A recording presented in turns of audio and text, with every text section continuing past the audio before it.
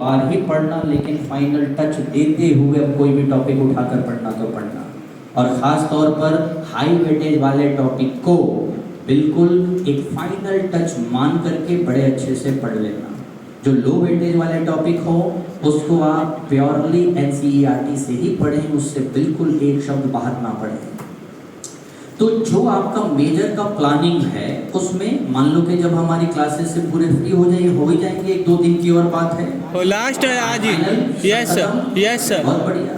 फिर आज के बाद से तो आपको टोटल जो एलएन आते थे उस टाइम को ईमानदारी से यूटिलाइज करना। लाइक 6 आवर्स 7 आवर्स अपने एलएन में देते थे। यस और 6-7 आवर्स अपने सेल्फ स्टडी भी होती थी 6 आवर्स। लगभग 12 से 13 घंटे अपने को निकालना है, क्योंकि अब समय ऐसा आ गया है जहां पर हमें आराम की कोई ऐसी गुंजाइश नहीं है। और सोना भी जरूरी है, ऐसा नहीं प्रेशर के चक्कर में सोना बंद कर दो, बीमार पड़ोगे, आखिरी टाइम में बीमार भी नहीं होना है।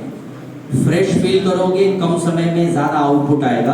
तो अपनी प्लानिंग में 12-13 घंटे की प्लानिंग ऐसे बनाओ जहां बीच बीच में ब्रेक आए, बीच बीच में ब्रेक आए, और उस बीच बीच में ब्रेक में आपके एसेंशियल काम पूरे हो जाए। जैसे ब्रेकफास्ट पूरा हो गया, लंच पूरा हो गया, स्नैक्स हो गया, कहीं बाहर गए तो चाय वगैरह पी करके आ गए तो बाहर घूम भी आए और एक ब्रेक भी मिल गया पढ़ाई से। तो ऐसी स्ट्रेटेजी बनाओ जहां कोई ब्रेक आ रहा है वहां हमारा कोई एक काम निकल जाए। और उनमें आप 2-3 घंटे के अंदर एक स्लॉट ऐसा रख लो डेली बेसिस पर जो आप लो वेटेज वाले टॉपिक को धीरे धीरे कवर करोगे। लो वेटेज टॉपिक को ऐसा थोड़ी कि छोड़ देंगे, पढ़ना तो उसको भी है, लेकिन मेजर में अगर वो कवर नहीं हो पाया कोई बात नहीं, हम डेली बेसिस पर 2-3 घंटे धीरे धीरे कर लेंगे आगे तक। लेकिन जो हाई वेटेज टॉपिक है उसमें ज्यादा समय डिवोट कर दो, और हाई वेटेज टॉपिक को तो बिल्कुल अच्छे से एक बार फाइनल टच दे देना, और सिर्फ थ्योरी पर ही डिपेंड मत रहना। भले ही आपको 10 मिनट मिले, 15 ही क्वेश्चन लगाना जरूर। भले आपको 5 मिनट मिले, 10 क्वेश्चन ही लगाना जरूर, क्योंकि जब तक आप क्वेश्चन नहीं लगाओगे आपका कॉन्फिडेंस नहीं आएगा। क्वेश्चन से ही कॉन्फिडेंस आता है, तो आपको क्वेश्चन तो लगाना होगा। और कहते हैं कॉन्फिडेंस होता है, हारी हुई बाजी भी जीत जाते हैं। yes, कॉन्फिडेंस नहीं होता, जीती हुई बाजी भी हार जाते हैं। ऐसे कई स्टूडेंट्स के अंदर देखा गया है, बहुत अच्छा परफॉर्म करते हैं मेजर में, बट उनके अंदर कॉन्फिडेंस की कमी आती है, घबराहट होती है, एग्जाम का फोबिया होता है, और लास्ट में जाकर नीट में इतने डर गए होते हैं कि शुरुआत में आधे घंटे तक तो दिमागी काम नहीं करता, हाथ पैर हिलते रहते, जिसकी वजह से हमारा पेपर खराब हो जाता है। तो एक बात अपने को ध्यान रखें कि जो 12 घंटे की जो भी स्ट्रेच आप स्टडी करोगे उसमें 9 घंटे तो मेजर टॉपिक के लिए जो हाई वेटेज टॉपिक है वो, 2-3 घंटे जो लो वेटेज वाले टॉपिक हैं उनको धीरे धीरे कवर करना। मान लो मेजर में नहीं भी हुआ तो कोई बात नहीं, वो स्लोली ग्रेजुअली होता रहेगा, बट जो हाई वेटेज टॉपिक है फाइनल टच दे करके पढ़ना है अपने को, और क्वेश्चन जरूर लगाने होंगे। और फिर भी मान लीजिए कि कोई टॉपिक हमने पढ़ा है तो लंबा समय हो जाता है, जैसे नवंबर से मैंने आपको पढ़ाना शुरू किया था, तो लगभग 3-3.5 महीना तो हो ही गया।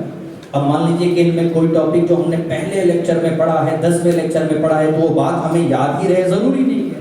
तो अगर कोई बात में परेशानी आ जाती है, कोई दिक्कत आ जाती है, तो काउंटर है, काउंटर टाइम अपने को 9 से 11 और 4 से 6 होगा जनरली, या फिर अगर आपको आने से पहले ज़्यादा अच्छा हो कि मैसेज या कॉल करके जो है पूछ लो ताकि अपने आए, टाइम भी खराब ना हो। अपने आने से पहले एक बार कंफर्म करके आएंगे तो टाइम खराब नहीं होगा, पता चला आए कहीं नहीं मिले तो फिर अपना टाइम वेस्ट होगा, क्योंकि अब से हमारा टाइम काफ़ी इंपॉर्टेंट है। तो टाइम अपने को बिल्कुल वेस्ट नहीं करना है, कोशिश करें बहुत अच्छा परफॉर्म करने का। उम्मीद करते हैं कि विक्ट्री सेलिब्रेशन में मिलोगे। Yes sir. दम लगा दो पूरा अपना, मतलब अपने लाइफ के सबसे शानदार पढ़ाई। अभी भी टाइम बहुत है, अभी तो कई सारे अचीवर के फेज तो मार्च अप्रैल में जाकर कंप्लीट होते हैं, अपने फरवरी मिड में ही खत्म हो जा रहा है। बहुत अच्छी बात है, बहुत भरपूर टाइम का यूटिलाइज करें, और क्वेश्चन जरूर लगाना, लाइफ में ईमानदार जरूर बनना, ईमानदार जरूर बनना। हो सकता है हम जो एम सोचे हुए हैं, हो सकता है हमें मिल जाए, हो सकता है ना मिले, लेकिन जिसको कोई टारगेट बोलते हैं अगर नहीं मिलता है तो उससे निराश नहीं होना। अगर ईमानदार हो अपने काम के प्रति तो ऊपर वाला कोई ना कोई रास्ता आपको जरूर बेहतर दिखाएगा। ईमानदार होना जरूरी है एक सक्सेसफुल पर्सन के लिए। सारे डॉक्टर सफल भी नहीं होते और हर सफल इंसान डॉक्टर भी नहीं होता।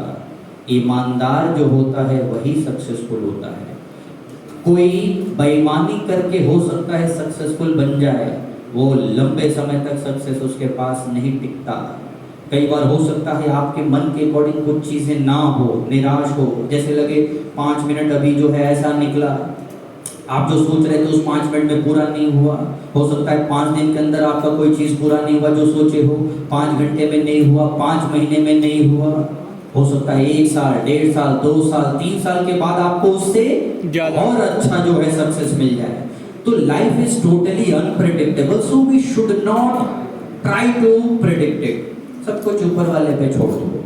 किस्मत से ज़्यादा, किस्मत से कम ना किसी को मिला है ना मिलेगा। ब्रेक को पूरा रिलैक्स रखना है अपनी इस जर्नी में जब तक नीट नहीं हो जाता। बिल्कुल रिलैक्स रहना है, थोड़ा भी प्रेशर नहीं लेना है। हर वक्त को ईमानदारी से यूटिलाइज करना है। जो स्ट्रेटेजी आप बनाओगे उस स्ट्रेटेजी में जो ब्रेक होगा खाने का तो ईमानदारी से खाओ, उसमें भी पढ़ाई करने सोचो। जब पढ़ाई का टाइम आए पढ़ाई को ईमानदारी से सोचो, सोने का टाइम आए ईमानदारी से, मतलब हर कदम स्टेप बाय स्टेप चलते रहो। जीवन is all about a target. क्या एमबीबीएस में पहुंच गए तो क्या उसके बाद कोई टारगेट नहीं होगा? तो फिर होगा टारगेट, पीजी होगा, उसको निकाल लोगे, अच्छा डॉक्टर और जो है कुछ गोल्ड मेडल प्राप्त कर, मतलब हमेशा लाइफ में कोई ना कोई टारगेट होगा। ऐसे लाइफ में कहाँ तक बोझ भरते रहेंगे अपने दिमाग में? तो हमेशा हर वक्त का काम ईमानदारी से करते रहो, बाकी ऊपर वाला कहीं ना कहीं आपको बढ़िया जगह पहुंचा ही देगा। तो ईमानदार बने, जुबान से नहीं काम से। चलिए, ऑल द बेस्ट। इतने लंबे टाइम तक बात करने का टाइम ही नहीं मिला क्योंकि सिलेबस का इतना ज़्यादा लोड रहता है कि बात मेरा तो पूरा टोटल आपका टाइम प्रॉपर यूटिलाइज करने का रहता है। खैर, नंबर दिया है, कोई बात हो सकते हैं। नेक्स्ट क्लास में भी 10-15 मिनट में सर आ जाएंगे। Wish you all the very best.